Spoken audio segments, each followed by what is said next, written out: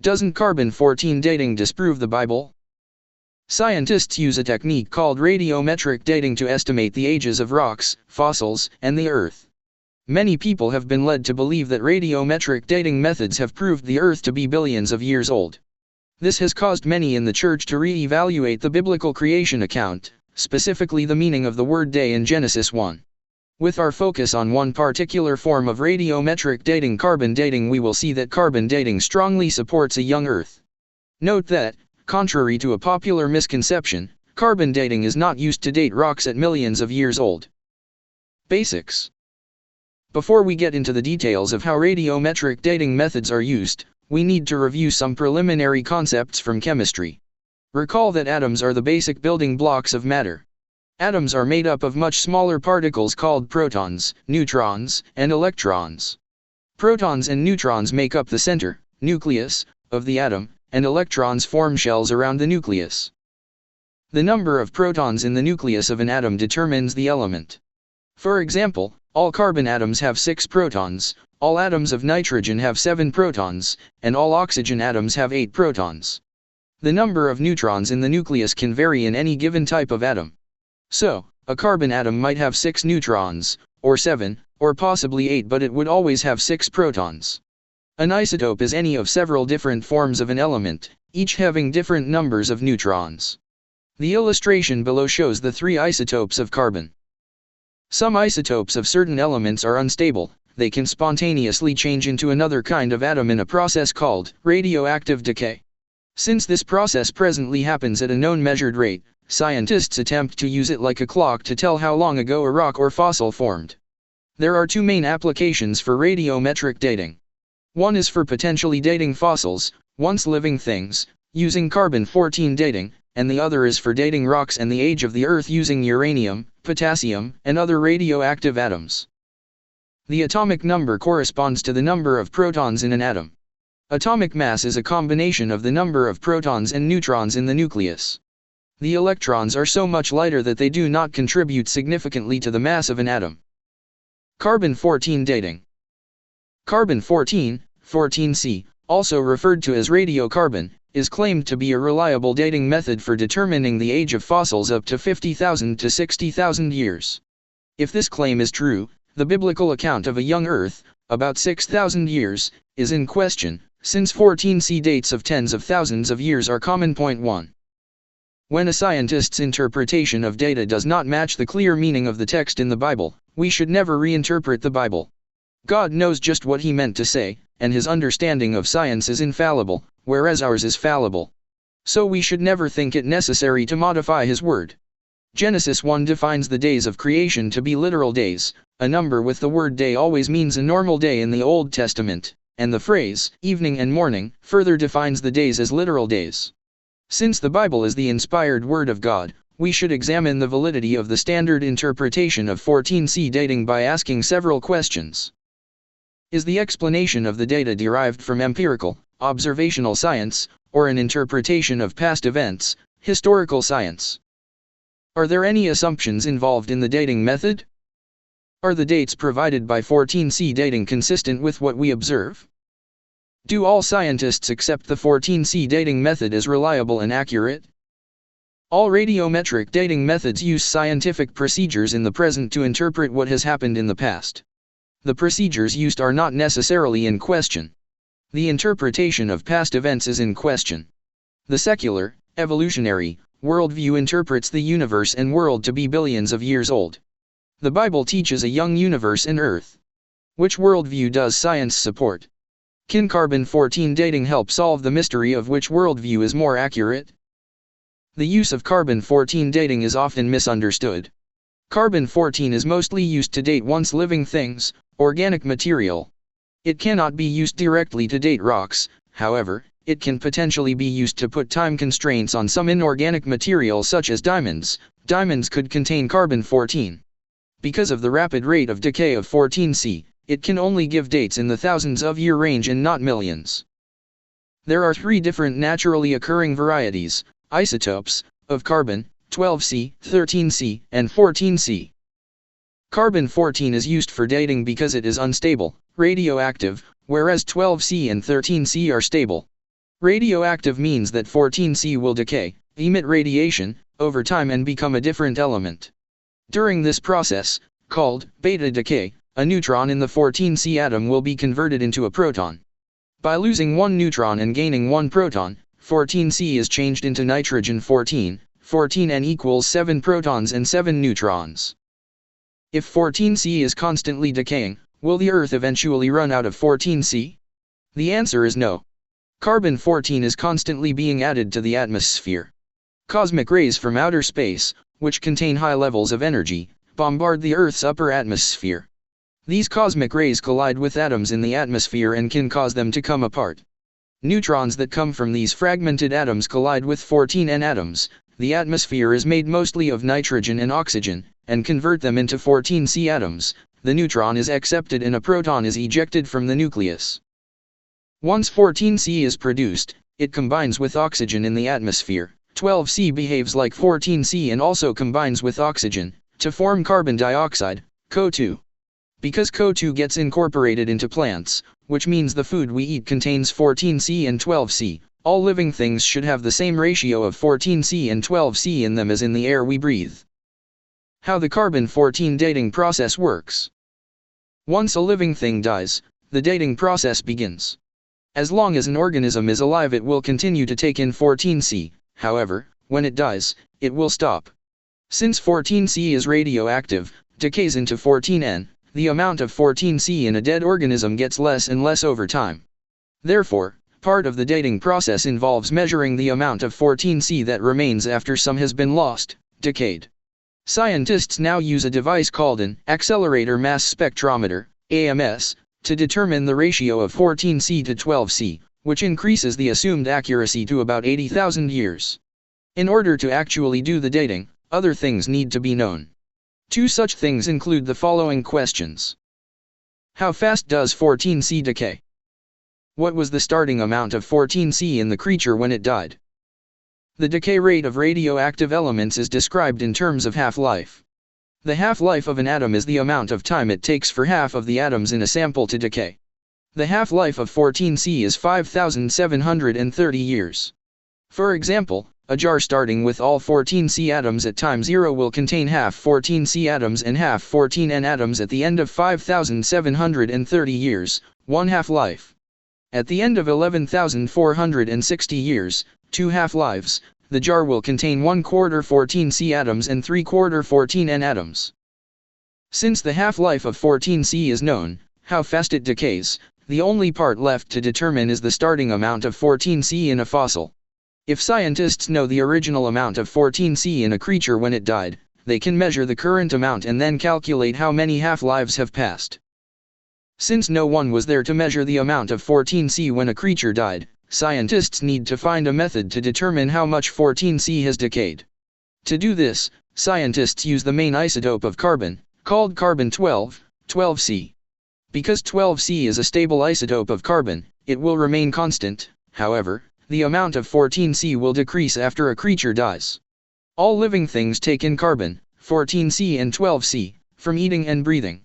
Therefore, the ratio of 14C to 12C in living creatures will be the same as in the atmosphere. This ratio turns out to be about 1 14C atom for every 1 trillion 12C atoms. Scientists can use this ratio to help determine the starting amount of 14C. When an organism dies, this ratio, 1 to 1 trillion, will begin to change. The amount of 12C will remain constant, but the amount of 14C will become less and less. The smaller the ratio, the longer the organism has been dead. The following illustration demonstrates how the age is estimated using this ratio. Percent 14C remaining. Percent 12C remaining. Ratio. Number of half-lives. Years dead, age of fossil. 100. 100. 1 to 1t. 0. 0. 50. 100. 1 to 2t. 1. 5,730. 25. 100. 1 to 4t. 2. 11,460. 12.5. 100. 1 to 8t. 3. 17,190. 6.25. 100. 1 to 16t. 4. 22,920. 3.125. 100. 1 to 32t. 5. 28,650. T equals trillion. A critical assumption. A critical assumption used in carbon-14 dating has to do with this ratio. It is assumed that the ratio of 14C to 12C in the atmosphere has always been the same as it is today, 1 to 1 trillion. If this assumption is true, then the AMS-14C dating method is valid up to about 80,000 years. Beyond this number, the instruments scientists use would not be able to detect enough remaining 14C to be useful in age estimates. This is a critical assumption in the dating process. If this assumption is not true, then the method will give incorrect dates. What could cause this ratio to change? If the production rate of 14C in the atmosphere is not equal to the removal rate, mostly through decay, this ratio will change. In other words, the amount of 14C being produced in the atmosphere must equal the amount being removed to be in a steady state, also called equilibrium. If this is not true, the ratio of 14C to 12C is not a constant, which would make knowing the starting amount of 14C in a specimen difficult or impossible to accurately determine. Dr. Willard Libby, the founder of the carbon-14 dating method, assumed this ratio to be constant. His reasoning was based on a belief in evolution, which assumes the Earth must be billions of years old. Assumptions in the scientific community are extremely important. If the starting assumption is false, all the calculations based on that assumption might be correct but still give a wrong conclusion. In Dr. Libby's original work, he noted that the atmosphere did not appear to be in equilibrium. This was a troubling idea for Dr. Libby since he believed the world was billions of years old and enough time had passed to achieve equilibrium. Dr. Libby's calculations showed that if the Earth started with no 14C in the atmosphere, it would take up to 30,000 years to build up to a steady state, equilibrium. If the cosmic radiation has remained at its present intensity for 20,000 or 30,000 years, and if the carbon reservoir has not changed appreciably in this time, then there exists at the present time a complete balance between the rate of disintegration of radiocarbon atoms and the rate of assimilation of new radiocarbon atoms for all material in the life cycle. Point 2. Dr. Libby chose to ignore this discrepancy, non-equilibrium state, and he attributed it to experimental error. However, the discrepancy has turned out to be very real. The ratio of 14C/12C is not constant. The specific production rate, SPR, of C14 is known to be 18.8 atoms per gram of total carbon per minute. The specific decay rate, SDR, is known to be only 16.1 disintegrations per gram per minute. Point 3. What does this mean? If it takes about 30,000 years to reach equilibrium and 14C is still out of equilibrium, then maybe the Earth is not very old. Magnetic field of the Earth. Other factors can affect the production rate of 14C in the atmosphere. The Earth has a magnetic field around it which helps protect us from harmful radiation from outer space. This magnetic field is decaying, getting weaker.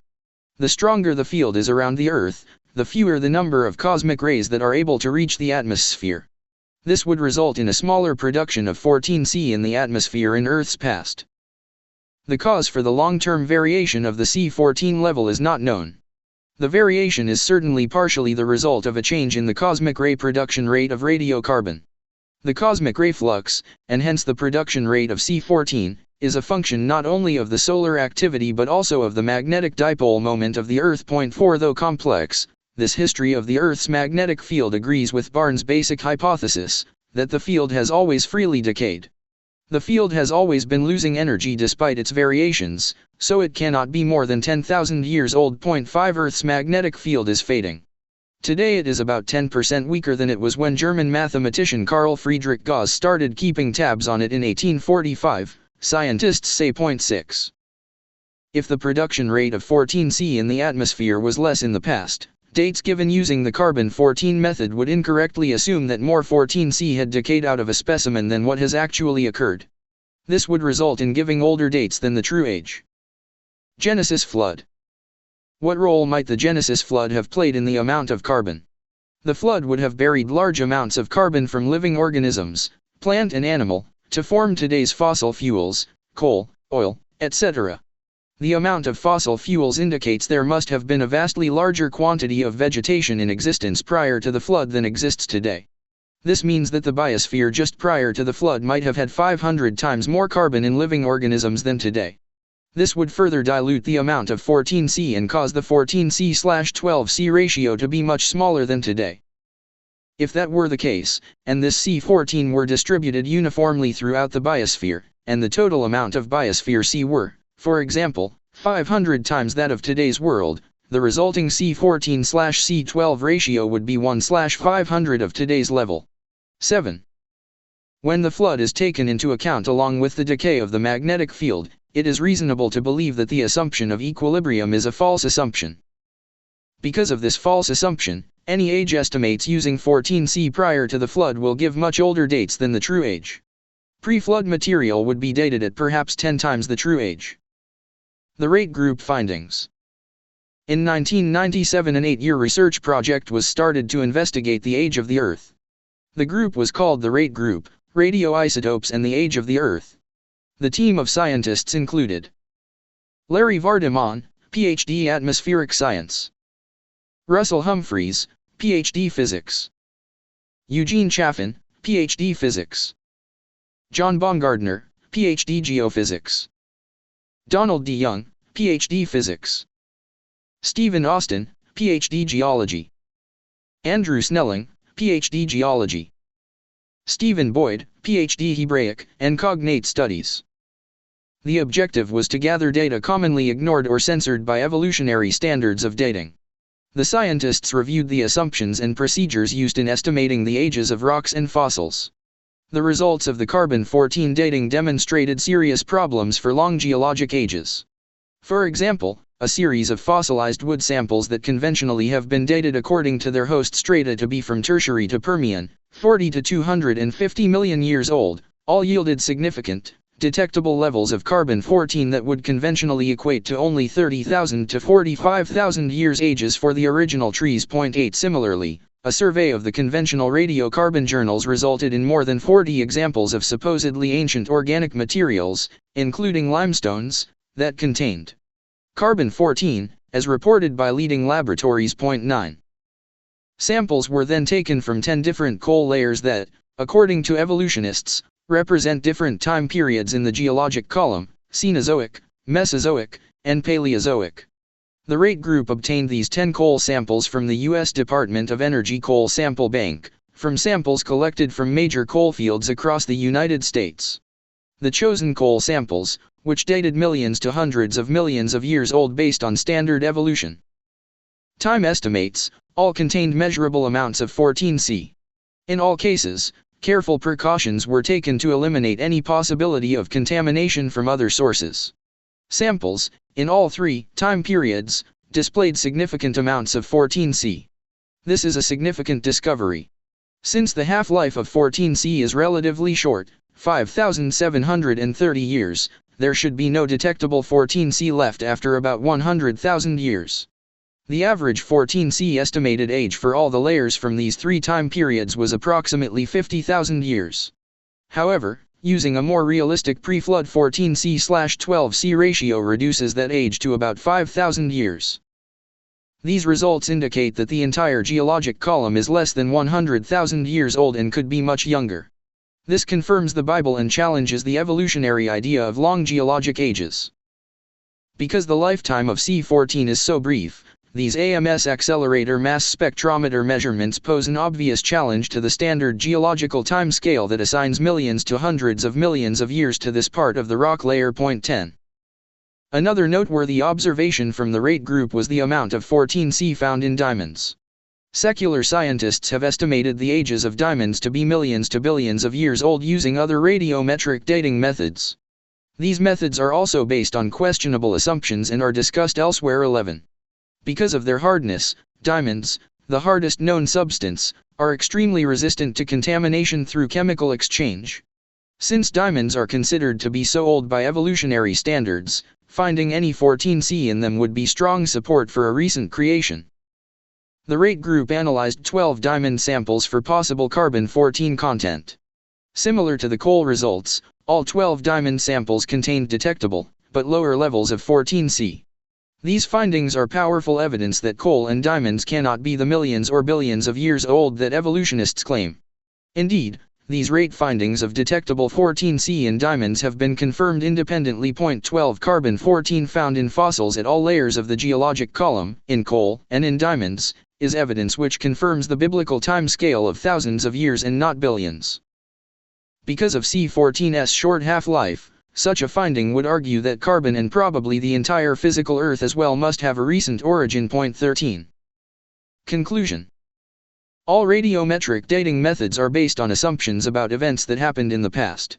If the assumptions are accepted as true, as is typically done in the evolutionary dating processes, results can be biased toward a desired age.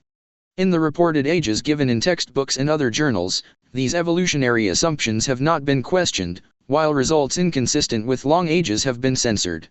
When the assumptions were evaluated and shown faulty, the results supported the biblical account of a global flood and young Earth. Christians should not be afraid of radiometric dating methods. Carbon-14 dating is really the friend of Christians, and it supports a young Earth. The rate scientists are convinced that the popular idea attributed to geologist Charles Lyell from nearly 2 centuries ago, the present is the key to the past, is simply not valid for an Earth history of millions or billions of years. An alternative interpretation of the carbon-14 data is that the Earth experienced a global flood catastrophe which laid down most of the rock strata and fossils. Whatever the source of the carbon-14, its presence in nearly every sample tested worldwide is a strong challenge to an ancient age. Carbon-14 data is now firmly on the side of the young Earth view of history. 14.